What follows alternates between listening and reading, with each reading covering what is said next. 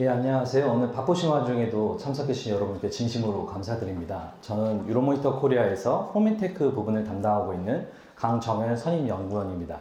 그래서 메가트렌드, 변화하는 시장에서 소비자라는 주제로 발표를 시작하도록 하겠습니다. 발표에 앞서서 오늘 이제 발표되는 자료에 대해서는 추후에 공유드릴 내용이오니 사진은 참고해 주시면 감사하겠습니다.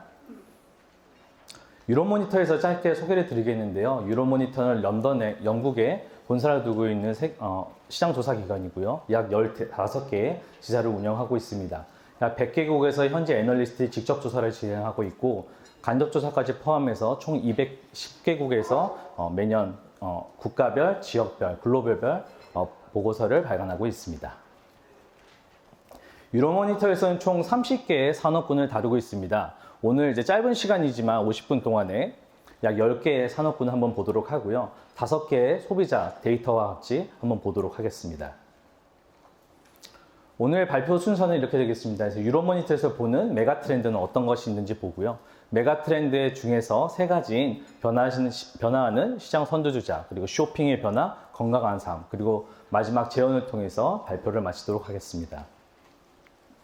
유로모니터에서는 메가트렌드를 이끄는 요소를 총 5개로 구분을 하고 있습니다. 그래서 첫 번째는 경제력의 변화이고요. 두 번째는 인구 변화, 세 번째로는 환경의 변화 및 압력, 네 번째로는 기술, 다섯 번째로는 가치관의 변화가 있습니다.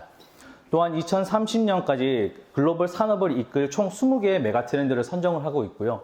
그 중에 8개의 메가트렌드를 선정해서 매년 보고서를 발간하고 있습니다. 그래서 그 8개의 메가트렌드 중에서 이제 오늘 3개를 볼 텐데요. 그 3개를 보기 전에 그렇다면 8개의 메가트렌드가 어떤 것이 있는지 한번 보도록 하겠습니다. 첫 번째 메가트렌드, 건강한 삶입니다. 이제 건강한 삶은 육체적인 걸 넘어서 정신적 또 영적인 건강까지 글로벌 소비자들은 다 좌시하고 있는데요. 그 가운데 최적화된 건강, 그리고 플랜트 베이스, 데어리 푸드, 데어리 프리 제품들이 앞으로 성장할 것으로 보이고 있고요. 또한 정신 건강을 도모하는 소비자들도 늘어날 것으로 보이고 있습니다. 두 번째는 변화하는 시장 선두주자인데요. 비즈니스 같은 경우에는 경제력, 인구, 그리고 여러 가지 기술적인 변화를 통해서 앞으로 성장할 것으로 보고 있는데요. 특히 아시아라든지 아프리카가 주요 대륙으로 나타날 것이고요. 그것뿐만 아니라 기술을 통해서 가상현실도 굉장히 중요해질 것으로 보이고 있습니다. 세 번째로는 더 많은 경험입니다. 소비자들이 예전에는 내구재 소비자를 사던 것보다 이제 경험을 소비하는 소비자들이 더 늘어나고 있는데요. 그것에 따라서 경험을 통한 마케팅 전략뿐만 아니라 팝업 스토어를 통한 롱텀 전략, 그리고 인스타그램을 통해서 앞으로 더 많은 경험들이 늘어날 것이라고 보고 있고요. 네 번째로는 커넥티드 컨슈머입니다. 그래서 소비자들이 핸드폰이라든지 노트북을 통해서 디지털 컨텐츠와 연결되는 것을 의미를 하고 있고요. 하지만 그 부분 가운데 이제 노모포비아, 그래서 노 모바일 폰 포비아라고 해서 스마트폰과 연결되어 있지 않으면 이제 불안한 소비자들이 더 늘어날 것으로 보고 있고요. 또 FOMO, the Fear of Missing Out입니다. 예를 들어서 소셜 미디어에 소비자들이 어떤 컨텐츠를 올렸을 때 아무도 답변을 하지 않는다면 이제 불안감을 느낀다는 것이죠. 그래서 이러한 불안들 가운데 이제 커넥티드 컨슈머의 한 트렌드가 이 두 군데가 나올 것으로 보고 있고요. 다음으로는 이제 프리미엄화입니다. 프리미엄화 같은 경우에는 소비자들이 본인의 우선순위라든지 가치관을 반영할 수가 있는데요. 그에 따라서 개인적이고 편리한 서비스, 그리고 건강한 행복과 마음 수련, 그리고 소비자들의 심리와 연관된 제품 및 경험들이 앞으로 극대화될 것으로 보이고 있고요. 여섯 번째로는 중산층의 후퇴입니다. 2008년도에 금융위기 이후에 중산층이 조금 더 감소되는 부분들이 있는데요. 그 가운데 한정된 예산을 통해서 선택적인 구입, 그리고 온라인 쇼핑이 성장할 것으로 보이고 있고요. 일곱 번째는 윤리적인 삶입니다. 그래서 아까 이제 송영기 부사님께서도 말씀하셨던 건 윤리적인 삶, 정말 착하게 살아라는 메시지 저도 깊게 다가왔는데요. 그만큼 정말 소비자들이 윤리적이고 지속적인 가능한 패키징에 대해서 관심이 많아지는 부분이 있고요. 특히 기업들과 이제 소비자들의 간극이 줄어들면서 투명성과 진실성이 더욱더 강화되는 부분들이 있습니다. 특히 젊은 소비자들 같은 경우에는 특히 이런 부분들을 강화하면서 매력적인 브랜드화에 관심이 있는 부분들이 있고요. 마지막으로는 쇼핑의 변화입니다. 이제 쇼핑에 이제 기업들과 소비자들이 조금씩 더욱더 친밀해지는 가운데 쇼핑 기간 내에 개인적인 경험뿐만 아니라 옴니 채널을 통한 편리함, 그리고 한정된 예산을 통해서 많은 트렌드가 나타날 것으로 보이고 있습니다. 그렇다면 이제 오늘 이 8가지 메가 트렌드 중에서 첫 번째인 변화하는 시장 선두주자를 보도록 하겠습니다. 유로모니터에서는 변화하는 시장 선도주자에 대해서 총 6가지로 보고 있습니다. 첫 번째는 아시아 중심, 그리고 중국의 거점 도시, 그리고 떠오르는 시장 아프리카인데요.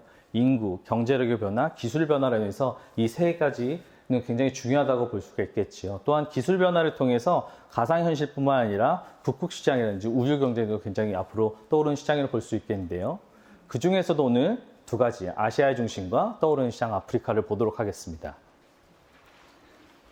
첫 번째, 아시아의 중심입니다. 그렇다면 아시아가 왜 중요해질까요? 그래서 이것은 너무나 다 익숙하고 다 알고 계신 내용인데요.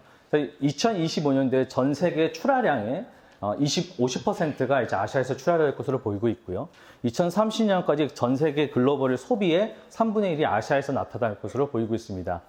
또한 경제동력 성장 가운데 2018년도 기준으로 봤을 때 아시아 1인당 가처분 소득 성장률을 보면 그래프에 보시면 이제 중국과 미얀마 같은 경우에는 약 이제 6,000불에서 매년 6% 이상씩 성장하는 거 보이는데요. 중국과 미얀마뿐만 아니라 그 외에 아시아 지역을 보면은 평균적으로 한 6% 이상씩 가처분 소득력이 성장률이 있는 것을 보게 됩니다. 그만큼 소비가 늘어날 수 있다라고 볼 수 있는 것이죠. 그 다음으로는 바로 인구입니다. 그래서 2018년도부터 30년까지 봤을 때 아시아 인구 같은 경우는 2018년도에 42억 명에서 2030년도에 45억 명으로 늘어날 것으로 보이고 있고요. 이 기간 내에 재밌는 부분이 바로 2026년입니다. 그래서 인도가 중국을 앞지르고 이제 인구 대국으로 성장할 것으로 보이고 있고요. 이 2018년도에서 30년까지 이 12년 가운데 인도 같은 경우는 약 1억 5천만 명이 증가한다고 합니다. 하지만 이 기간 내에 중국 같은 경우는 3천만 명이면서 이제 2위로 내려올 것으로 보이고 있고요. 그 다음에 재밌는 부분은 바로 2인 가구가 이제 아시아의 중심, 가구 구조로 변해간다는 것입니다. 2018년도에 2인 이하의 가구 구조가 평균이 약 1억 5천만 가구로 아시아 전체 가구 시장에서 약 34%를 차지하고 있었는데요. 이제는 그 2인 이하 가구가 2030년에는 약 2억 5천만 가구로 약 38% 정도로 차지할 것으로 보이고 있습니다. 그만큼 이제 핵가족화가 더 가속화됐다고 볼 수 있겠습니다. 그렇다면 이제 아시아 시장에서 성장하는 가운데 가장 크게 재밌는 부분이 바로 커넥티드 가전입니다. 그래서 유로모니터에서 정의하는 커넥티드 가전이라는 것은 무엇이냐면 핸드폰을 통해서 가전을 구동하는 것을 의미하는데요. 여러분이 최근에 많이 드신 이제 스마트 가전 있지 않습니까? 스마트 가전 같은 경우는 유로모니터 정의하기에는 핸드폰 구동 없이 가전들이 스스로 소비자의 라이프 스타일을 이해를 해서 시간대에 그 공간대에 알아서 작동하는 것을 의미를 합니다. 그런 만큼 이제 유로모니터에서 봤을 때 커넥티드 가전 시장에서는 2014년도에 약 1,000만 대로 작은 숫자였는데요. 2018년도에는 5,200만 대로 성장하는 것으로 보이고 있고요. 이 성장 동력의 가장 중심에는 아시아가 있었습니다. 그래서 2018년도에는 아시아의 전체 그 커넥티드 가전 생산량이 판매량이 약 3,600만 대로 나오고 있고요. 그래서 2014년부터 18년까지 매년 55%를 성장하면서 전 세계 커넥티드 가전 시장의 69%를 차지하고 있습니다. 이 커넥티드 가전 시장을 이끄는 세 나라가 있습니다. 바로 한국과 중국, 일본이겠죠. 근데 한국 같은 경우는 우리나라 양사가 너무 잘하고 계시고 많은 정보들을 알고 계셔서 오늘은 그 두 번째 이제 중국을 한번 보도록 하겠습니다. 중국 같은 경우에는 커넥티드 가전 시장이 2014년도에 약 510만 대였습니다. 근데 이제 2018년도에는 3,200만 대로 성장한 만큼 거의 6배 이상 아주 괄목할 만한 성장을 냈는데요. 그 중심에는 하이얼, 메이더, 그리고 하이센스, 그리고 샤오미 등 각국에 있는 그 각 회사들이 이제 다양한 플랫폼을 통해서 커넥티드 가전을 연결하는 플랫폼을 강화시키는 부분들도 있고요. 최근에 이제 재밌던 부분 중에 하나가 이제 2달 뒤에 열리는 CES 2020년에 같은 경우에는 예전에는 모든 가전들이 본인의 회사들에 있는 제품들만 연결시키는 플랫폼이었다면 이제는 그것들이 확장돼서 통합적인 플랫폼으로 나온다고 합니다. 그래서 CES 2020년도에 설명이 된다고 하는데 그래서 예를 들어서 삼성이나 LG의 가전들이 하이얼 가전과도 이제 연동되는 거죠. 완전한 오픈 플랫폼으로 나아간다는 것이죠. 그래서 그런 것을 통해서 앞으로 커넥티드 가전뿐만 아니라 스마트홈의 발전도 유추해 볼 수 있을 것 같습니다. 그래서 최근에 이제 가장 하이얼이 이 부분에서 선두주자로 나타나고 있는데요. 그래서 예를 들어서 에어컨 같은 경우에는 실내에 있는 온도뿐만 아니라 실외에 있는 내부적인 온도까지, 실외 온도까지 다 측정을 하면서 실내 공기를 가장 최적화하는 부분들이 있고요. 습도뿐만 아니라 앞으로 날씨가 어떻게 예상될 것까지 측정을 해서 인공지능 기술을 통해서 가장 최적화한 온도를 내고 있습니다. 그리고 최근에 그 가전 2018년도부터 나타나는 가전의 트렌드, 특히 이제 중국 가전 시장에서 나타난 것이 바로 세탁기였습니다. CES부터 나타나기 시작했는데요. RFID라는 옷감에 보면 이제 RFID라는 택들이 있는데 예를 들어서 그 세탁기에 그 RFID가 있는 옷감들을 넣으면은 이제는 세탁기들이 그 가장 최적화된 옷감이 덜 손상될 수 있는 최적화된 그 세탁 프로그램들을 인식을 해가지고요. 이제 구동을 하는 부분이 있고요. 최근에 이제 2019년부터 나타나는 트렌드 중에 하나가 가전 회사들이 이제는 세탁 세제에도 관심이 많다는 것이죠. 그래서 가장 이제 최적화된 세탁 세제를 통해서 세탁물이 덜 손상될 수 있는 것뿐만 아니라 그걸 넘어서서 이제 인공지능 AI를 통해서 서브스크립션, 그래서 세탁 세제가 떨어졌을 때 구독하는 경제까지 이제 나타날 것으로 보이고 있습니다. 그래서 2020년도에는 아마 이런 흐름들이 나타날 것으로 보이고 있고요. 마지막으로는 이제 냉장고입니다. 그래서 2017년도부터 나왔던 기술 중에 하나가 냉장고 안에 이제 패키지드 푸드 있는 바코드가 있는 음식들을 넣었을 때 음식 내부에 있는 어떤 원료라든지 아니면 음식물들을 이제 인정을 해서 이제 어떤 음식들을 만들 수 있는 레시피를 제공하는 부분들이 있고요. 그래서 2017년도에는 약 100개의 제품들을 인식을 했다면 2018년 지금까지는 더 많은 제품들이 늘어나는 것으로 보이고 있습니다. 그래서 이렇게 이제 스마트 홈이 성장할 것으로 앞으로 나타나고 있고요. 그 중심에 아시아가 계속해서 성장할 것으로 보이고 있습니다. 그 다음으로 재밌는 부분이 이제 아시아 시장에서 펫케어 시장입니다. 그래서 글로벌한 패키지 시장이 이제 2018년도에는 약 1250억 달러에서 2023년도에는 약 이제 1700억 달러 성장할 것으로 보이고 있고요. 특히 이제 재밌는 부분이 과거에는 2018년도 기준으로 봤을 때 서유럽 같은 경우는 제2의 대륙이었는데 이제 아시아가 빠르게 성장을 하면서 그 간극이 줄어들고 있다고 하는 것입니다. 그래서 2018년도에 서유럽과 아시아 대륙의 차이가 약 130억 달러 정도가 됐는데요. 근데 2023년도에는 약 30억 달러로 줄어들 것으로 보이고 있고요. 그만큼 이제 2023년도 이후에는 아시아가 펫케어 이제 2위 대륙으로 나타날 수 있다라고 볼 수 있겠습니다. 그에 따라서 아시아 내에서도 이제 애완동물, 동물의 개체수도 늘어나고 있는데요. 그래서 2018년도에 약 6.6억 마리에서 2023년에는 8억 마리로 성장을 할 것으로 예측이 되고 있습니다. 아시아의 펫케어 시장에서 큰 트렌드가 두 가지가 나타나는 거 있습니다. 하나는 뭐냐면 바로 펫 휴머니제이션인데요. 예전에는 아시아에서 동물들을 키웠을 때 그냥 막 키우는 부분들이 있었죠. 근데 이제는 가족처럼 여겨지는 부분들이 있고요.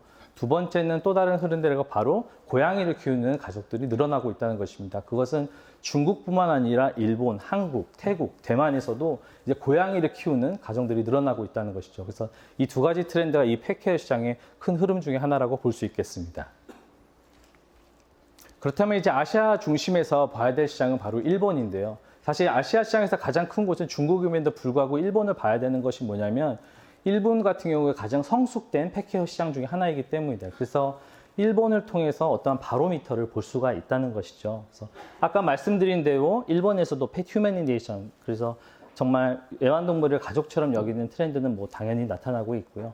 두 번째로는 고양이를 키우는 가정들이 늘어나고 있다는 것입니다. 그래서 고양이 개체수 같은 경우도 2018년도에 약 970만 마리에서 2023년도에 약 990만 마리로 늘어날 것으로 보이고 있고요.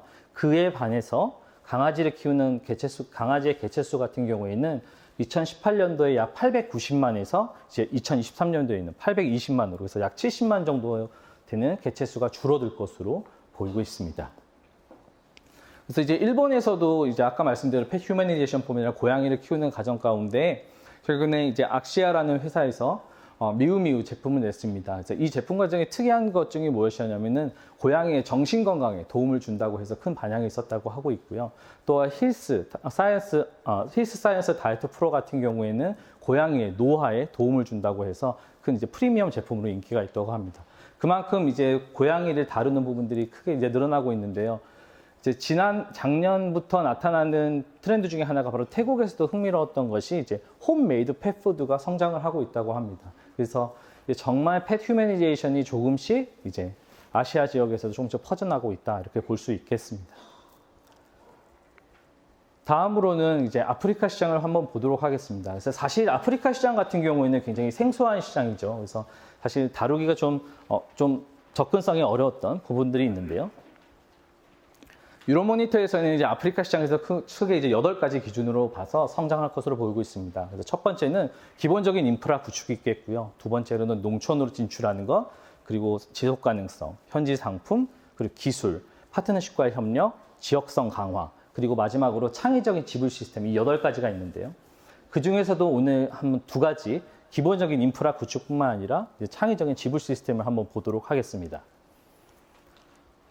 그렇다면 이제 아프리카가 왜 중요하게 될까요? 그래서 그거에 대해서 많은 이제 궁금증 가운데 성장하는 여러 가지 요인들이 있습니다. 그 가장 큰 성장하는 요인 중에 하나가 이제 바로 인구인데요. 2018년부터 30년의 인구 증가율을 봤을 때 약 2018년도 기준으로 약 130% 이상 성장하는 것으로 보이고 있습니다. 그래서 아프리카 인구가 2018년도에 약 13억 명에서 2030년에 약 17억 명으로 4억 명으로 늘어날 것으로 보이고 있고요. 또한 이 기간 동안에 재밌는 부분 중에 하나가 바로 나이입니다. 그래서 2030년에 글로벌 전체 평균 나이가 약 33세 정도 된다고 하는데요.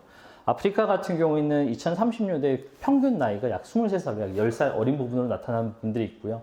또한 지역에 따라서 또 약간 다른 부분이 나타나는 것이 있습니다. 그래서 북아프리카 2030년 기준으로 봤을 때 북아프리카 같은 경우에는 평균 나이가 31살이고요. 사하라 이남 같은 경우는 23살로 약 8살 정도의 갭이 있다는 것이죠. 그만큼 사하라 이남에서 젊은 층을 통한 소비력이 늘어날 수도 있다고 볼 수 있겠습니다. 또 두 번째로는 바로 이제 인터넷 증가율인데요. 2018년도부터 30년까지 봤을 때 약 2018년도 기준으로 약 170% 이상 성장할 것으로 보이고 있고요. 인터넷 사용자가 2018년도에 아프리카의 경우에는 약 4억 명에서 2030년도에 11억 명으로, 그래서 7억 명 이상 성장할 것 같은데, 이제 아프리카 내에서 인터넷과 관련된 산업들이 더 성장할 수 있겠다라고 볼 수 있겠습니다. 그렇다면 이제 기본적인 인프라 구축과 관련돼서 이제 아프리카 시장에서 봐야 될 것은 가전 시장입니다. 왜 가전 시장이 중요하냐면 이제 물과 전기뿐만 아니라 일상 속에서 평일 생활에서도 지속적으로 판매가 되기 때문에 중요한데요. 아프리카의 2018년도 전체 가전 시장의 시장 규모는 약 7,100만 대에서 2023년도에 약 9,100만 대로 성장할 것으로 보이고 있고요. 또한 이 기간 동안에 2018년도에 아프리카 전체 그 국가 비중을 보았을 때 남아공이 32%, 그다음에 이제 이집트가 13%, 나이지리아가 10%, 그다음에 모로코가 한 6% 정도 되고 나머지 이제 한 51개국이 약 40% 정도를 차지하는 것으로 보이고 있습니다. 그것 가운데 참 재밌는 것이 무엇이냐면 이것이 바로 인프라 구축과 왜 관련이 있을까 하는데요. 세계 경제 포럼에서 이제 글로벌 인프라 경쟁력 조사를 하는 부분이 있습니다. 그래서 아프리카의 전체 아프리카 조사를 했을 때 전체 탑3가 바로 이 4개 국가 중에 있습니다. 그래서 이집트, 모로코, 그다음에 남아공이 그 순위를 차지하고 있는데요. 그것과 가전 시장의 규모와 좀 연동되는 것이 흥미로운 부분인 것 같습니다.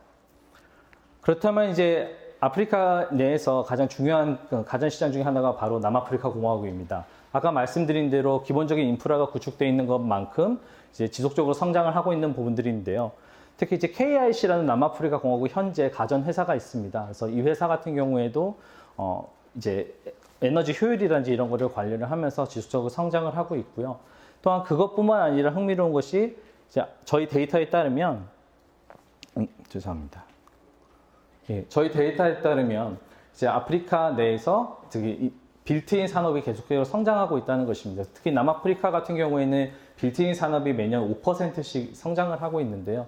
그 이유 중에 하나가 이제 이런 기본적인 인프라 구축과 관련이 높다고 보고 있고요.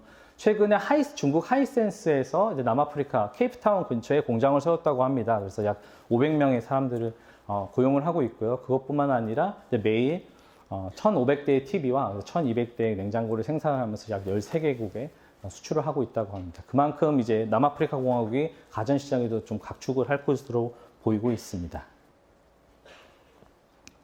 또한 두 번째로는 이제 창의적인 지불 시스템인데요. 전 세계 글로벌 시장에서 이렇게 언론에서도 많이 보시죠. 이제 스마트 판매량이 이제 점점 성장력이 둔화되고 있다든지 아니면 역성장하는 것으로 나타나고 있는 가운데 아프리카 같은 의외로 매년 성장하는 것으로 나타나고 있습니다. 그래서 2018년도에 약 5,100만 대의 스마트폰 판매량에서 2023년도에 약 8,000만 대 이상 성장하면서 매년 9%씩 성장할 것으로 보이고 있고요. 특히 남아공 같은 경우에는 2018년도에 약 1,500만 대의 스마트폰 판매량에서 2023년도에는 약 2,100만 대로 성장할 것으로 보이고 있습니다. 이런 흐름 가운데 최근 남아공에서 이제 5G를 2020년부터 진행을 하려고 하고 있고요. 그래서 그런 부분 가운데 이제 남아공 내에서도 스마트폰 판매량이, 스마트폰 시장이 더 늘어날 것으로 보이고 있습니다. 그래서 이집트 같은 경우에도 2018년도에 약 500만 대에서 590만 대에서 앞으로 2023년까지 약 800만 대 이상 성장할 것으로 보이고 있습니다. 그렇다면 이제 이 스마트폰 판매량과 관련돼서 봐야 될 시장이 있는데요. 그래서 바로 이제 창의적인 지불 시스템인데요. 그래서 이 시장 같은 경우도 봤을 때 남아프리카 공화국과 케냐가 있습니다. 그래서 남아프리카 공화국에 특히 이제 스냅스캔이라는 프로그램 서비스가 있는데요. 2013년부터 시작을 한 서비스입니다. 그래서 카드를 파이어 아이디라는 스타트업 회사와 이제 스탠다드 은행이 같이 협약을 맺었는데요. 그래서 카드를 이 스냅스캔에다가 입력을 하면은 사용을 할 수 있는 부분들이 있고요. 현재 남아공에서 약 5만 개의 소매점과 같이 협약을 맺어서 사용을 하고 있다고 합니다. 특히 이제 소매점들에게 인기가 있었던 부분 중에 하나가 뭐였냐면 스냅스캔 같은 경우에는 소매점들이 예를 들어서 이제 일반 카드 가맹점에다가 지불해야 되는 것이 2.5%에서 5% 정도 됐다고 하는데요. 스냅스캔 같은 경우는 약 3%만 하는 만큼 소매점이 굉장히 인기가 있었다고 하고 있고요. 또한 여러 가지 치안 문제 때문에 돈을 이렇게 모으기가 어려운 부분이 있었는데 그런 부분에서 좀 도움이 되고 있었다고 합니다. 또한 삼성페이 같은 경우도 2018년도 8월부터 이제 남아공에서 삼성페이를 시작을 했죠. 그런 만큼 이제 남아공에서 창의적인 지불 시스템, 이제 페이먼트 시스템, 디지털 페이먼트 시스템이 성장할 것으로 보이고 있습니다. 또한 이제 케냐 같은 경우에는 엠피사라는 서비스가 있습니다. 그래서 유럽의 보다폰과 케냐의 이제 사파리닷컴이 같이 운영을 하고 있고요. 엠피사 같은 경우에는 흥미로운 것이 바로 심카드만 있으면 사용을 할 수가 있다는 것입니다. 그래서 핸드폰에 있는 심카드를 통해서 소액 금융 결제를 할 수가 있는 부분들이 있고요. 어느 정도의 일정한 보증금을 내면은 온오프라인을 받을 수 있는 것뿐만 아니라 또한 이제 정부의 보조금 같은 것도 심카드를 통해서 핸드폰으로 받을 수가 있다는 것이죠. 그래서 이제 케냐에서 이 시장이 성장을 하면서 이제 탄자니아뿐만 아니라 남아공에서 사용되는 부분들이 있고요. 이제 이디오피아까지 서비스가 런칭할 것으로 보이고 있습니다. 그렇다면 이제 두 번째 메가 트렌드인 쇼핑의 변화를 보겠습니다. 이제 쇼핑의 변화는 좀 더 이제 다이나믹한 부분들이 있는데요. 그래서 한번 보겠습니다. 유로모니터에서는 쇼핑의 변화에 대해서 크게 이제 세 가지 이제 구매 전, 구매 후 과정을 보고 있고요. 구매 전에서는 경험적인 쇼핑, 그리고 즉각적인 만족감, 개인화가 있고요. 구매 같은 경우는 대안적인 소매감, 그리고 가성비, 심리스 지불이 있습니다. 그래서 다양한 페이먼트 방법들이 있다는 것이죠. 그리고 마지막으로 구매 후에는 구매 후 인식을 통해서 소비자들이 제품에 대한 인식들을 더 이해할 수 있다는 것이고요. 이 모든 일련의 과정 가운데 바로 중요한 것은 바로 옴니 채널이었습니다. 그래서 옴니 채널을 통해서 소비자를 더 편리하게 온오프라인에서 가격을 저시할 뿐 아니라 더 편하게 쇼핑을 할 수 있다는 것이 장점으로 나타나고 있고요. 그 중에 오늘 이제 경험적인 쇼핑과 개인화에 대해서 한번 보도록 하겠습니다. 이제 경험적인 쇼핑이 사실은 오프라인에서 많이 나타나는 부분이 있습니다. 그래서 사실은 이제 경험적 쇼핑 오프라인이 나오면서 더 어려워지는 부분들이 이제 플레이어들 같은 경우, 산업의 플레이어들 같은 어려운 부분들이 있는데요. 예전에는 오프라인과 오프라인으로 봐서 그래서 경쟁력이 있는 좀 더 많은 경험들을 줘야 되는 부분이 있었던 반면에 이제 오프라인과 온라인, 그래서 온라인에서 감히 줄 수 없는 경험들을 오프라인에서 제시를 해야 되는 부분들이 있는 것이죠. 그래서 그런 치열한 경쟁들이 있는 건데 많은 고민들이 나오고 있고요. 그래서 유로모니터 데이터에 따르면 이제 전체 글로벌 유통시장에서 유통시장이 2018년도에 약 15조 정도로 나오고 있는데 그 중에서 이제 온라인 유통이 약 1.7조로 해서 전체 한 12% 정도로 나타나고 있고요. 2023년까지 약 20조 달러 시장으로 올라가면서 온라인 시장이 약 3.4조, 그래서 17%로 늘어나는 것으로 나타나고 있습니다. 그만큼 이제 온라인 시장도 성장하고 있지만 여전히 오프라인이 좀 도미네이트 되어 있다라고 보실 수 있겠습니다. 그런 만큼 또 경험적인 쇼핑의 타겟층은 그러면 누가 될까요? 그래서 유로모니터에서 봤을 때 가장 최근에 저희가 고객들을 통해서 많이 듣는 단어 중에 하나가 바로 젠지였습니다. 그래서 Z세대에 대한 관심도가 특히 이제 경험적인 쇼핑에서 중요하다고 보고 있고요. 2018년도 기준으로 봤을 때 젠지의 전체 인구수가 약 18억 명으로 나타나고 있고요. 밀레니얼, 너무나 친숙한 단어죠. 그래서 밀레니얼 같은 경우에는 약 17억 명으로 나타나고 있습니다. 그래서 이 35억 명의 타겟층이 바로 경험적 쇼핑의 굉장히 주요 타겟층으로 볼 수가 있겠습니다. 그렇다면 이제 밀레니얼과 젠지는 얼만큼 다를까요? 그래서 유로모니터 정의 보시면 밀레니얼 같은 경우는 굉장히 경험을 중시하는 부분들이 있습니다. 그래서 동시에 그것뿐만 아니라 서로 듣기를 원하면서 상호적으로 협력하는 것을 굉장히 선호하는 부분들이 있고요. 또한 간결한 메시지를 좋아하고 또 즐거운 가운데 진실성을 원하는 부분들이 있습니다. 최근에 이제 저희 보고서에 따르면 한 7월부터 나오는 보고서들이 흥미로운 주제들이 많은데요.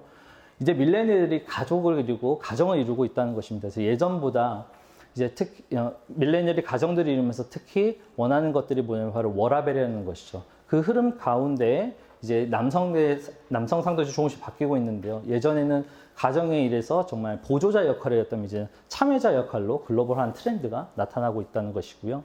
그 젠지 같은 경우는 유로모니터 기준에 따르면 1995년생부터 2009년생, 그래서 2019년 기준으로 봤을 때는 약 10세부터 24살을 의미를 하고 있습니다. 그래서 이들 같은 경우는 전례가 없던 정말 높은 스마트폰 보급률과 빠른 인터넷으로 인해서 디지털 세대이기도 하고요. 또한 개인적인 의견이 굉장히 개진을 하고 있고요. 또한 2008년도에 금융위기를 겪으면서 굉장히 실용적인 마인드를 갖고 있다는 것이죠. 그래서 본인의 직업 선택이라든지 경제 금융에서도 더욱더 실용적인 부분이 나타나는 것이 있습니다. 또 흥미로운 것은 바로 개방적인 사고라는 것이죠. 그래서 여러 가지 나와 다른 국가라든지 나와 다른 문화의 사람들을 더욱더 포용하는 부분들이 있고요. 또한 지구 온난화라든지 뭐 동물 보호와 같은 사회적인 책임에도 굉장히 관심이 많은 부분들이 있습니다. 그래서 많은 기업들이 이 젠지를 타겟으로 나오고 있고요. 그 중에 하나가 오늘 발표하신 레드불도 이 젠지에도 굉장히 관심이 많은 것으로 나타나고 있습니다. 그렇다면 이제 경험적인 쇼핑에서는 어떤 것들 트렌드가 나타나는지 한번 보도록 하겠는데요.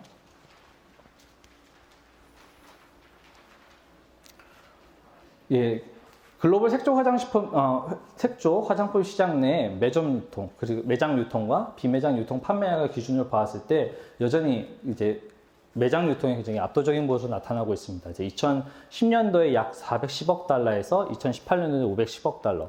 이제 비매장 유통 같은 경우는 2010년도에 약 130억 달러에서 이제 2018년도에는 약 180억 달러 나오고 있는데요. 사실 이제 색조 화장품 같은 경우에는 직접 방문해서 경험하는 것이 더 크기 때문에, 그래서 특히 이제 여성분들이 더 잘 아시죠. 그래서 그런 부분들 가운데 여전히 이제 매장 유통이 압도적인 부분이 있지만 온라인 유통도 이상에서 성장할 수 있다고 볼 수 있겠고요. 그런 가운데 최근에 나온 개념이 하나가 있습니다. 예전에는 옴니채널을 통해서 온오프라인 가격 비교를 통해서 소비자들이 선택을 하는 부분이 있었다면 최근에 나온 개념은 바로 피지털이라는 개념입니다. 그래서 피지컬인 오프라인 매장에서 이제 디지털인 개념을 통해서 소비자의 경험을 극대화한다는 것인데요. 이 대표적인 사례가 바로 마리클레르가 최근에 영국에 런칭한 페블레드라는 화장품점입니다. 그래서 페블레드가 인기가 있는 대표적인 이유 중에 하나가 무엇이냐면 마리클레르가 가지고 있는 컨텐츠를 직접 디지털적인 경험을 통해서 소비자들이 경험을 할 수가 있다는 것인데요. 예를 들어서 이 매장에 가게 되면 이렇게 스크린 패드들이 놓여 있습니다. 스크린 패드에 마리클레르의 컨텐츠들이 놓여 있는데요. 그래서 예를 들어서 뭐 이달의 머스트 헤브 아이템이라든지 뭐 탑5 뭐 립스틱이라든지 꼭 이런 부분들이 있어서 직접 마티크를 보고 소비자들이 디지털인 컨텐츠를 보고 여러 가지 생각들을 할 수가 있겠죠. 그러면서 보통 저도 마찬가지로 생각드는 것이 나도 이걸 한번 사용해보고 싶다는 생각들이 들지 않습니까? 그때 그 제품의 DP들을 그래서 제품들을 그 스크린패드 주변에다가 DP를 해놔가지고 직접 사용을 해볼 수가 있다는 것이죠. 그래서 디지털 컨텐츠를 소비자들이 직접 보고 옆에 있는 실물적인 제품들을 사용해서 소비자 경험을 극대화하겠다. 그래서 피지털이 대표적인 사례로 나타나고 있습니다. 그렇다면 이제 또다시 경험적인 쇼핑에서 나타나는 것이 있는데요. 바로 이제 온라인 의류 및 신발, 대륙별 매출액입니다. 온라인 의류 같은 경우에는 전체 시장이 2018년도에 약 이제 2,900억 달러에서 이제 2023년까지 약 5,200억 달러로 성장할 것으로 보이고 있고요. 특히 이제 아시아 같은 경우에는 2018년도에 1,300억 달러에서 2023년도에는 약 2,300억 달러, 약 1,000억 이상 성장할 것으로 보이고 있습니다. 그만큼 이제 온라인 의류나 이제 신발 시장이 성장을 하면서 기업들이 이제 소비자들의 의견을 더 듣고 싶어 하는 부분들이 있는데요. 그래서 이제 오프라인에서 더 들어오려고 나아가는 부분들이 있습니다. 그 중에 하나가 이제 싱가포르에 나온 노마드 X라는 상점입니다. 이제 멀티 컨셉 라벨 스토어라는 상점인데요. 이 상점과 노마드 X 같은 경우에는 이제 소비자들이 처음에 이제 소비자들이 들어갔을 때 본인의 어떤 데이터를 입력을 하는 부분들이 있습니다. 입력을 하게 되면 소비자들의 그 취향에 맞는 패턴들을 길을 인도하는 부분들이 있고요. 그래서 어떤 이 소비자에게는 어떤 브랜드가 있는지, 어떤 루트로 가야지 할인들을 더 받을 수 있는지 이런 부분들을 제공해 주는 부분들이 있습니다. 그것뿐만 아니라 아까 말씀드렸던 더 많은 경험 중에 하나가 그 팝업 스토어를 통한 롱텀 전략이었죠. 그래서 이 싱가포르 노마드 X에 입점한 대부분의 대부분의 상점들은 이제 대부분의 상점들은 이제 온라인에서 옷을 파는 회사들이고요. 그래서 팝업 스토어를 통해서 온라인 옷들을 직접 소비자들에게 소개를 하고 그것뿐만 아니라 소비자들의 피드백을 통해서 바로 즉각적으로 제품을 고칠 수 있는 부분들이 있습니다. 그래서 이제 앞으로 이 피지털, 특히 이제 경험적인 싱가포르에서 노마드 X가 성장할 것으로 볼 수가 있겠고요. 그 다음으로는 이제 개인화입니다. 그래서 개인화, 이제 너무나도 쇼핑의 변화에서 개인화 같은 경우도 너무나도 많이 잘 알고 계시죠. 그래서 커스터마이제이션, 퍼스널라이제이션 이런 부분들이 나타나고 있는데요. 이런 흐름들이 크게 나타나는 곳이 크게 두 군데가 있었습니다. 바로 푸드 서비스와 바로 여행 부분인데요. 디지털 컨슈머 푸드 서비스 대륙표 판매량이 약 2018년도에 약 2,000억에서 2023년까지 약 4,700억으로 성장할 것으로 보이고 있습니다. 특히 이제 아시아 같은 경우는 약 55%, 그리고 북미는 30%, 그래서 서유럽은 11% 정도로 차지를 하고 있는데요.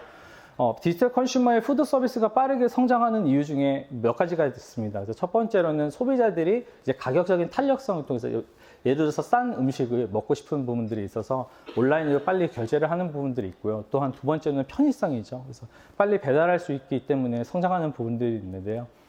최근에 이제 그 도미니카 공화국 같은 경우에서도 이런 디지털 컨슈머 푸드 서비스가 빠르게 성장을 하고 있다고 합니다. 그래서 이제는 뭐 미국이나 한국, 중국뿐만 아니라 이런 도미니카 공화국에서도 성장하고 있는 가운데 디지털 푸드 서비스에 관심도가 높아질 것으로 보이고 있습니다. 그래서 디지털 그 푸드 서비스가 또 흥미롭게 나온 국가가 하나 있었습니다. 바로 핀란드였는데요. 핀란드의 헬싱키에 북앤올더라는 서비스가 2019년도 1월부터 런칭이 되었습니다. 이 서비스가 흥미로운 것 중에 하나가 무엇이냐면 바로 이제 음식점에 서비스를 통해서 예약을 할 수가 있는데요. 예를 들어서 1주 전에 예약을 하면 10% 정도 DC를 되는 부분들이 있고요. 2주가 되면 20%, 3주는 30% DC를 받아서 미리 예약을 해서 저렴하게 음식을 먹을 수 있는 부분들이 있고요. 또한 음식점 같은 경우에서는 음식을 미리 3주 전에 예약을 받는 것들이 많았을 때 안정적인 음식 수급들이 가능하기 때문에 음식 쓰레기를 버리는 숫자를 줄일 수가 있다는 것이죠. 그래서 지속 가능성과 관련해서 굉장히 인기가 있다고 합니다. 따라서 이 북앤올더 서비스가 굉장히 큰 핀란드에서 반향이 있었던 만큼 이제 미국 실리콘밸리에서도 이 서비스가 진행이 되고 있다고 하고요. 아까 말씀드린 대로 미리 지불을 하는 비용이 있습니다. 그래서 또한 노쇼를 방지하는 한 방안 중에 하나가 될 수 있지 않을까 조심스럽게 볼 수 있을 것 같습니다. 그 다음에 이제 여행입니다. 그래서 여행 부분에서도 이제 더욱더 개인화가 더욱더 나타나고 있는데요. 과거에 1차적인 여행 같은 경우에는 정말 대다수의 사람들이 관광지를 가는 부분도 있었지요. 그렇다면 이제 2차적인 여행 같은 경우에는 개인들이 관광지를 가는 것이 있었다면 이제 지금의 여행 패턴은 개인들이 관광지를 가지 않고 정말 자연 속으로 가는 이제 본인의 특별한 경험을 위해서 가는 부분들이 많다는 것입니다. 최근에 나타나는 것들이 이제 개인들이 정말 히말라야를 간다든지 아니면 최근에 미국의 힐튼 같은 경우에는 호랑이를 직접 데리고 길을 걷는 그런 루트들도 개발이 되고 있습니다. 그만큼 소비자들이 보다 특별한 경험들을 원하는 부분들이 있고요. 그에 따라서 전반적인 글로벌 트래블 시장도 지속적으로 성장해서 2.9조에서 4.9조 정도로 성장할 것으로 보이고 있습니다. 그래서 이런 개인화가 정말 강화되는 가운데 재미있는 예시가 하나 있었습니다. 그래서 몰디브에 있는 소네바 푸시라는 리조트 있는데요. 지난 한 5년 동안 성장하는 것 중에 하나가 바로 에스트로 투어리즘이었습니다. 밤에 별을 보고 싶은데 별을 보지 못하는 소비자들이 너무 많지 않습니까? 저도 마찬가지인데요. 그래서 몸에 피로감을 느끼는 것뿐만 아니라 별을 보고 싶은 그런 니즈 가운데 이러한 에스트로 투어리즘, 별을 보고 싶은 투어리즘이 증가하고 있고요. 앞에 보시는 그 소네바 푸지 같은 경우에는 2018년도 3D 애스트로노미 첫 투어리즘 시스템을 만들어서 특히 이제 리조트 한가운데 저렇게 천체망원경을 뒀습니다. 그래서 천체망원경을 통해서 약 6천 광년 떨어진 은하계를 볼 수가 있고요. 그것뿐만 아니라 별을 쏟아지는 곳에서 내가 편히 쉬면서 영화를 볼 수 있는 이런 경험적인 트렌드를 통해서 정말 개인화된 더 많은 경험과 또 건강까지 책임지는 흐름들이 나타나고 있다고 볼 수 있겠습니다. 그렇다면 이제 마지막 트렌드인 건강한 삶에 대해서 한번 보도록 하겠습니다. 유로모니터에서는 건강한 삶에 대해서 총 3가지로 보고 있습니다. 그래서 첫 번째는 예방이 있고요. 그래서 예방을 통해서 건강한 삶을 찾아가는 길이라고 얘기를 하고 있고요. 또 두 번째는 영양입니다. 그래서 영양을 통해서 본인의 건강을, 신체적인 건강을 더욱더 도모하는 부분들이 있고, 마지막 세 번째 라이프 스타일을 통해서 정신적인 건강뿐만 아니라 정말 온전한 총체적인 라이프 스타일을 찾아가려고 하는 부분들이 있습니다. 그래서 건강한 삶에 대해서 이제 깨끗한 공기, 그리고 건강한 식사, 건강한 수면에 대해서 한번 알아보도록 하겠습니다. 첫 번째 이제 깨끗한 공기입니다.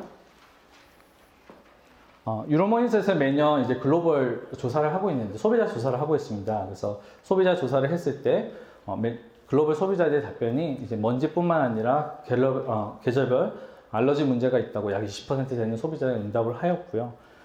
또 17% 되는 소비자들이 먼지뿐을 통해서 피부 건강 문제가 있다고 응답을 하였습니다. 이런 가운데 이제 공기청정기 판매량도 지속적으로 성장을 하고 있는데요.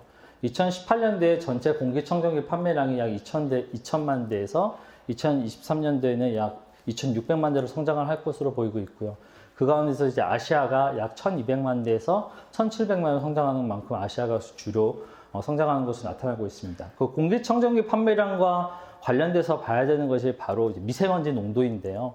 WHO에서 나온 데이터를 2015년도 데이터를 보면 전 세계 주요 도시의 미세먼지 농도가 가장 높은 탑 30 도시를 보았을 때 아시아가 무려 15군데로 나오는 것을 볼 수 있습니다. 그만큼 미세먼지 농도가 높은 국가에서 공기청정기 판매량이 높다라고 볼 수가 있겠지요. 하지만 이 부분이 살짝 다르게 나타나는 국가가 있었습니다. 바로 프랑스였는데요. 프랑스 같은 경우에는 사실 미세먼지 농도가 한 23 정도로 낮은 부분들이 있었고요. 그럼에도 불구하고 17년도부터 매년 20% 이상씩 성장하면서 공기청정기 판매량이 늘어나는 부분들이 있었습니다. 그래서 그 이유 중에 하나가 WHO에서 나온 보도가 굉장히 큰 반향이 있었다고 합니다. 그래서 실내 공기가 실외 공기보다 한 8배 이상 안 좋다는 흐름이 있었다고 해서 큰 반향이 있었고요. 그래서 그걸 통해서 실내 공기 질에 대한 프랑스 소비자들의 인식이 강화되었다고 볼 수 있겠지요. 또 그것뿐만 아니라 두 번째로 나타나는 큰 트렌드가 바로 프랑스의 부모님들이 이제 자녀들을 위해서 공기청정기를 사는 패턴들이 많이 나타났다는 것이죠. 그래서 그것만큼 전 세계적으로도 부모님들이 자녀들을 위해서 공기청정기를 많이 사주는 부분들이 있는 것 같습니다. 그래서 이제 프랑스의 노르망디에 위치한 아이코 회사 같은 경우에는 아홉에 있는 광화 촉매 작용을 한 이제 공기청정기를 발매를 했고요. 이 제품 같은 경우에는 필터라든지 오일 같은 거를 쓰지 않았기 때문에 지속 가능성과 연관돼서 굉장히 소비자들이 큰 반향이 있었다고 합니다. 또한 이제 필립스 같은 경우에도 공기청정기를 어떤 이제 가전제품으로 두는 것이 아니라 의료기기로 포지션을 해서 소비자들에게 다가간 부분들이 있었고요. 또 스카파라든지 에어미디어와 같은 다양한 인증제들을 통해서 소비자에게 더 신뢰를 주는 부분들이 있었다고 합니다. 그만큼 이제 프랑스에서 이런 특이한 부분들이 나타났었고요. 그리고 이제 두 번째로는 이제 그러면 건강한 식사를 한번 보도록 하겠습니다. 글로벌 소비자, 저희 조사에 따르면 약 22% 되는 소비자들이 체중 관리 문제가 있다고 응답을 하였고요. 약 65% 되는 소비자들이 식습관 문제를 개선해야 된다고 응답을 하였습니다. 그만큼 이제 정말 건강한 음식을 먹고 싶은 소비자들의 흐름들이 나타났다고 볼 수가 있는데요. 그 가운데 최근에 이제 건강식의 한 대체제인 이제 육류 대체제가 점점 성장을 하고 있습니다. 그래서 육류 대체제 대륙별을 보면은 2018년도에 약 370억 달러에서 2023년도에 약 510억 달러로 성장할 것으로 보이고 있고요. 그래서 육류 대체제가 뭘까 생각을 했을 때 저희가 주로 이제 좀 더 가깝게 느끼실 수 있는 것이 바로 콩고기입니다. 그래서 콩고기 같은 경우는 굉장히 좀 질기고 육즙도 나오지 않아서 좀 큰 반향이 없었는데요. 그럼에도 불구하고 최근에 이제 비욘드 미트라는 식품이 나왔습니다. 그래서 비욘드 미트 같은 경우에는 정말 식물성 제품으로만 써서 육즙뿐만 아니라 고기, 맛까지 낼 수 있어서 굉장히 큰 반향이 있고요. 사실 이제 플랜트 베이스 육류 대체제의 주요 타겟층은 비건족입니다. 그래서 비건족은 누구냐면 육류라든지 해산물이라든지 가금류라든지 뭐 우유라든지 이런 것들 전혀, 심지어 동물성 기름까지 아예 섭취하지 않는 소비자이고요. 이 소비자들 가운데 점점 이 소비자들 타겟층 가운데 유로모니터에서 조사를 했던 것이 그러면 왜 비건족이 되냐 해서 글로벌 소비자들에게 물어본 것이 있었습니다. 그래서 그랬더니 약 35% 되는 소비자가 이야기를 한 것이 건강해지기 때문이라는 것이었는데요. 그것만큼 플랜트 베이스 육류 대체에 대해서 여러 가지 의견이 있지만 건강식을 위해서 나타나고 있다라고도 볼 수 있겠습니다. 그래서 이제 최근에 미국 북미 같은 경우에서 KFC라든지 던킨에서도 이제 채식 메뉴로 해서 플랜트 베이스, 그래서 비욘드 미트를 내기 시작했고요. 맥도날드에서도 2019년 9월부터 비욘드 미트 메뉴를 내기 시작했습니다. 또한 이제 플랜트 베이스, 이제 비욘드 미트 회사에서도 소비자들에게 이런 비건적으로 해서만 나가는 것이 아니라 더 넓은 소비자들을 위해서 더 건강한 맛을 추구하는 소비자들에게 더 매력적인, 그래서 비욘드 미트라고 더욱더 광고를 하면서 더 홍보 전략들을 내고 있습니다. 그래서 앞으로 이제 플랜트 베이스에 대해서도 이제 한국에서 굉장히 관심이 많은데요. 이 부분에 대해서도 이제 더 많은 성장들이 일어날 수 있지 않을까 볼 수 있겠습니다. 그리고 이제 건강한 수면을 보겠습니다. 건강한 수면, 이제 글로벌 소비자의 약 30% 되는 소비자들이 스트레스 문제로 고통을 받고 있다고 하였고요. 약 27% 되는 소비자들이 수면 문제가 있다고 응답을 하였습니다. 그런 만큼 스트레스 문제뿐만 아니라 수면 문제에 있어서 가장 크게 성장하는 시장이 있었는데요. 바로 매트리스였습니다. 그래서 매트리스 시장 같은 경우에는 2018년도에 약 510억 달러에서 2023년도에는 약 690억 달러로 성장할 것으로 보이고 있고요. 그것만큼 이제 특이한 게 2023년도에는 매트리스 판매 수인이 아시아가 북미를 제치고 이제 1위로 성장할 것으로 나타나고 있습니다. 특히 이제 아시아 지역에서도 성장하는 곳이 바로 중국과 인도가 있을 텐데요. 중국 같은 경우에는 이케아를 통해서 소비자들이 저렴한 매트리스 통해서 수면의 질을 높이는 부분들이 있고요. 인도 같은 경우는 최근에 스피드캣이라는 스타트업, 그래서 매트리스를 판매하는 스타트업 회사들이 빠르게 나타나고 있다고 합니다. 그런 만큼 한 1,500에서 2,000루피 정도 되는 이제 매트리스들을 판매를 하면서 소비자들에게 더 반향이 있다고 하고 있고요. 그래서 예전에는 아시아에서 그냥 잠을 자고 바닥에서 잠을 자는 소비자들이 이제 매트리스 통해서 수면의 질을 더 높이고 있다라고 나타날 수 있겠습니다. 하지만 그럼에도 불구하고 여전히 미국은, 특히 이제 북미에서 미국은 매트리스 강국입니다. 그래서 전 세계 시장에서 매트리스 시장에 미국 같은 경우는 약 2018년도 기준으로 약 170억 달러의 시장 규모를 가지고 있고요. 2023년도에는 약 200억 달러로 성장할 것으로 보이고 있습니다. 그만큼 매트리스 시장이 굉장히 탄탄한 것 가운데 매트리스 시장뿐만 아니라 이제 그것이 조금씩 옮겨서 슬립테크로 넘어가는 부분들이 있습니다. 그래서 미국에 이제 슬립이라는 회사, 슬립테크 회사가 있는데요. 그래서 뉴욕에 위치한 스타트업 회사이고요. 이제 스마트 매트리스뿐만 아니라 스마트 매트리스 커버를 생산을 하고 있습니다. 그래서 앞에 보시는 사진과 같이 예를 들어서 여성분과 남성분이 잠을 잘 때 여성분 같은 경우는 주무실 때 좀 춥지 않으십니까? 그래서 이런 부분, 여성분들의 잘 때는 알아서 온도를 높여주는 부분들이 있고요. 체온을 알아서 디텍트해서 올려주는 부분들이 있고, 남성분들 같은 경우는 온도가 높기 때문에 체온을 낮춰주는 좀 차갑게 잘 수 있도록 도와주는 부분들이 있습니다. 또한 이것뿐만 아니라 잠을 잘 때 렘 수면이라든지 코는 얼만큼 고는지 그리고 얕은 수면은 어떤지 몇 시에 깨는지 이런 부분들을 어플리케이션에서 분석을 해서 매일매일 주는 부분들이 있고요. 이것뿐만 아니라 이런 데이터들이 또한 이제 의료 시스템으로 들어가서 더욱더 소비자의 진짜 수면의 질을 수면의 질을 분석을 해서 건강을 또 도모하는 시스템들로도 나타나고 있습니다. 한국에서도 사실은 이 슬립테크, 건강한 수면에 대해서도 많이 성장을 하고 있죠. 그래서 특히 한샘 같은 경우는 체리쉬 같은 경우서 스마트 매트리스 통해서 2018년도부터 성장을 하고 있는데요. 그래서 앞으로 이 건강한 수면, 수면의 질을 생각하는 슬립테크에 대한 시장도 앞으로 더욱더 눈여겨볼 만한 것 같습니다. 이제 한 45분 정도 동안에 짧게 한번 메가 트렌드를 보셨는데요. 유로모니터에서 제시하는 메가 트렌드를 변화하는 요인들, 그래서 경제력의 변화라든지 인구 변화라든지 환경, 기술 발전, 그리고 가치관의 변화를 통해서 세 가지의 메가 트렌드가 어떻게 돌아가는지 한번 보셨습니다. 그래서 변화하는 시장 선두주자, 쇼핑의 변화, 건강한 삶을 통해서 메가 트렌드들이 나타나고 있는데요. 결국 이 모든 것들의 되는 것은 귀결이 하나로 되는 것 같습니다. 그것이 뭐냐면 바로 소비자 삶의 효용의 향상이라는 것이죠. 그래서 오늘 메가 트렌드를 통해서 메가 트렌드를 어떻게 보시는지 살짝 보셨는데요. 이 메가 트렌드 렌즈를 통해서 앞으로 새로운 카테고리와 또 새로운 제품 그리고 신시장으로 개척하실 때 도움이 되셨으면 좋겠고요. 그래서 이걸 여러분들의 도움을 통해서 이제 국내뿐만 아니라 아시아 글로벌로 나가서 전체 소비자의 삶이 향상되는 것을 기대하면서 오늘 발표를 마치도록 하겠습니다. 이상입니다. 네, 우리 교수님이신 강정혜 연구원님께 다시 한번 큰 박수 부탁드리겠습니다. 시간이 5시에 마지막 발표가 있어서 잠깐 남는데 혹시 질문이 있으십니까? 질문이 5초 지나면 이제 넘어가겠습니다.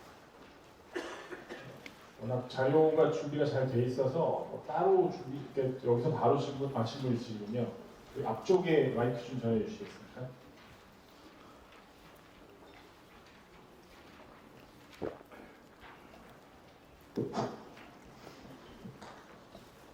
네, 발표 잘 들었습니다. 그 시장 조사 내용 중에 예. 아프리카의 인터넷 사용자 증가 추이 그래프가 있었는데요. 예. 몇 명에서 몇 명 정도로 늘어난다라고는 말씀하셨어요. 예. 이게 실제로 전체 사용 인구 중에서 비율이 어느 정도로 늘어나는 건지. 그러니까 한국 같으면 초고속망이 한 90% 이상이잖아요. 예. 그러니까 아프리카는 그런 사용 인구의 비율이라든가 초고속망의 비중 그런 자료도 있는지 궁금합니다. 저희 같은 경우는 초고속망의 비중이라든지 이런 부분들은 아까 말씀드린 그런 경제나 인프라 데이터 같은 경우는 저희가 이제 UN 데이터를 참조를 하고 있고요. 그래서 만약에 저희가 이제 데이터가 더 필요하시면 제 이제 마지막에 이메일이 있습니다. 그래서 거기도 연락을 주시면은 저희가 자료가 있으면 꼭 드리도록 하겠습니다. 네, 그러면 발표가 없으시면 이걸로 김정혜 연구원의 발표 순서를 마치겠습니다. 오늘 그 유로모니터에서 발표하신 발표 자료랑 그다음에 유로모니터가 발간한 글로벌 트렌드 자료는 오늘 행사 끝나면 참가하신 분들 이메일로 별도로 송부 드릴 예정이니까요. 그 내용을 참고하시면 좀 더 이해폭을 넓히실 수 있지 않을까 싶습니다. 그러면 다시 한번 발표에 수고해 주신 연구원님께 박수 부탁드립니다.